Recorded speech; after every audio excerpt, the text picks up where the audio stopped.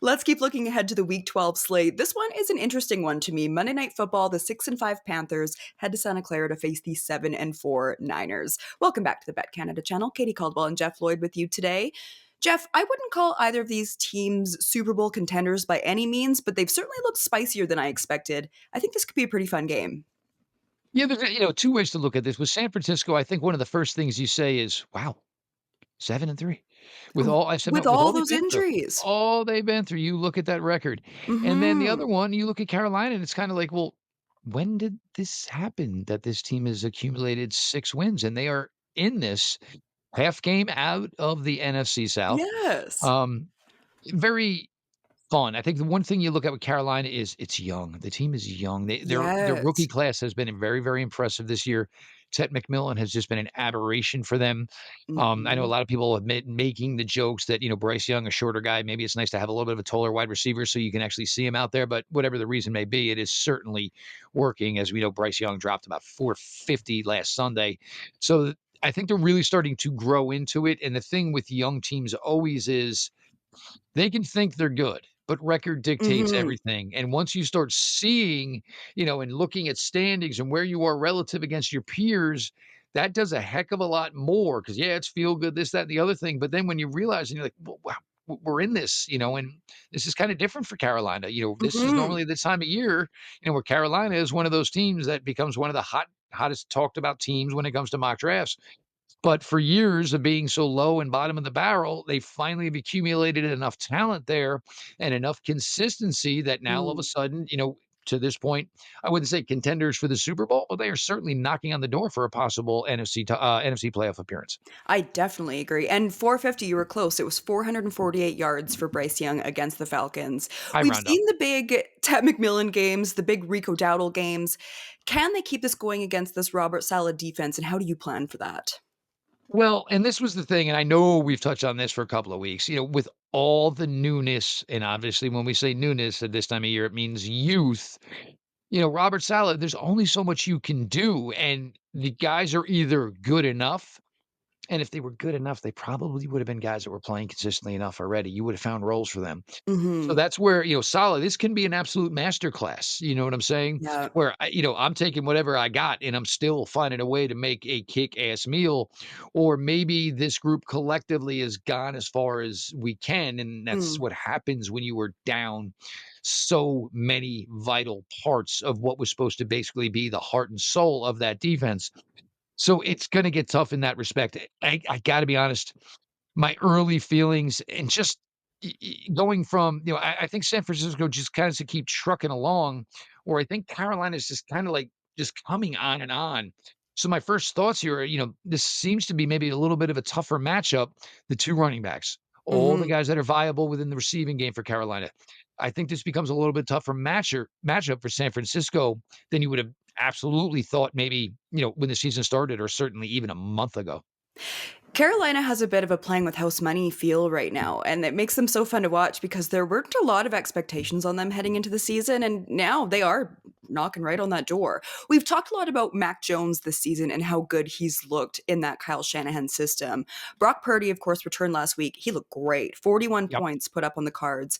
What is working for this offense right now? Other than just getting guys back, because they did get Ricky Pearsall back, but yeah, Brock looked great. Big Kittle game, big CMC game. What's working for this offense? Well, I mean, it gets to the time of the year where you're not gonna go down without, your brand names. You know what I'm saying? Mhm. That is what you feature. You ride the horse that got you there for all these years. It's nice that you can sprinkle back in a Pearsall. Yeah, Um, whatever credit you wanna give Shanahan for his system, and absolutely that is the case. But you give credit to Mac Jones. You give credit to Brock Purdy. These guys yes, are making the plays within this system. Yes, it says so much about the coaching, so much about his system, but if that was the case, everybody'd be doing it. But exactly. having, that type of thing and, CMC, it just so much of that offense goes through him. And whether it's running or, the Running fact that or receiving, he's he's, so basically the top dynamic. targeted guy there. And I think it comes into the thing, and then you put him in motion, and then it changes the way the defenses wants to line up or the coverage. And so much becomes fixated on him. It's crazy that you end up in a world where, oh, wait a minute, nobody covered Kittle. Like, that is what the lightning rod is for CMC, Yeah. that it just creates for such wide open passing lanes. And the thing with Shanahan is there could be a guy 2 yards off the line of scrimmage to the right. There could be a guy 45 yards on the left. There could be a guy 8 yards deep over the middle, and a guy 30 yards. He will stretch the field, and it's not just up and down, it is left and right. And it just makes it so difficult for Yeah. coverage people to stay disciplined.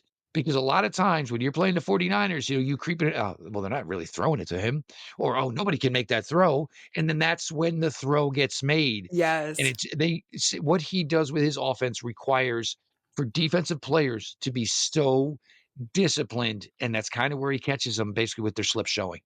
Quick pause. If you haven't subscribed to the BetCanada YouTube channel, you can do so below. It's free and it helps support our channel so we can keep bringing you NFL and NHL content. Now, back to the show. We just did another video previewing the Bucks game for this week, so stay tuned for that. But the more we talk about these teams, is there a world the Panthers win the NFC South? They have won 5 of their last 7. They do look like they can be competitive against any team. How secure is that for the Bucks or the Panthers truly knocking on the door? And I think, you phrased it. And when we talked about Tampa, we phrased it. There's 0 pressure for Carolina. It's kind of one 0. of those things exactly, house money, we are play all of those phrases you wanna use. Whereas Tampa Bay, this has been a consistent now. The NFC Mhm. South has been Tampa Bay's division for quite a long while here, and obviously so much has changed with over the last 3 to 4 weeks. Mike Evans might be available late in the season in Yeah. the playoffs. That's not gonna do a darn thing for them right now.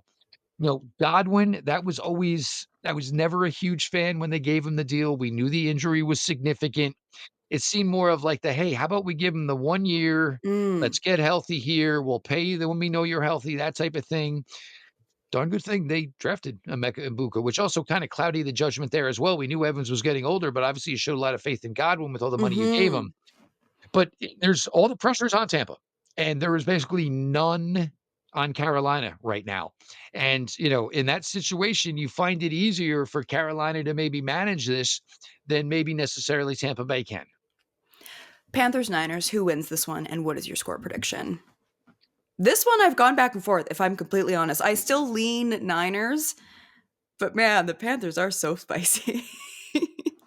I think, as you and I have grown an affinity, this year, basically for the Indianapolis Colts and what they've done. Yes, we If you sure have. want to say there's, like a younger brother or a younger, it might necessarily be this Carolina team. I like Just it. kinda coming out of nowhere. Not everybody was necessarily expecting it, maybe playing a little bit above themselves, but that's just enough. Look, everybody thinks they're great, but once you start seeing that you're productive, seeing that you're winning games, all of a sudden, maybe now you start to believe it a little bit. Mhm. Yeah, I'm gonna go rogue here. I think the problems with the San Francisco defense might not be able to this ain't the Cardinals, okay, this week. This isn't the Yeah. Cardinals. This offense is a little bit better. Got some little better playmakers here. So that's gonna be a really tough spot for San Francisco to be in. So the question can be, can the 49ers consistently score, which doesn't seem to really be an issue. But, I think for funsies, I think maybe we're gonna get a little bit of an upset here. I think the Carolina Panthers are gonna come in and are basically all the superlatives we've used. House money, playing above their heads, don't necessarily care, just can go out and freely play ball. And they get hey, look, and the other thing is Carolina don't get many Monday night games. So, No, that's with the world watching, I think Carolina, Canales is gonna have that team ready to go. Jeff Lloyd, you've changed my answer. You've convinced me. I think the Panthers take this one.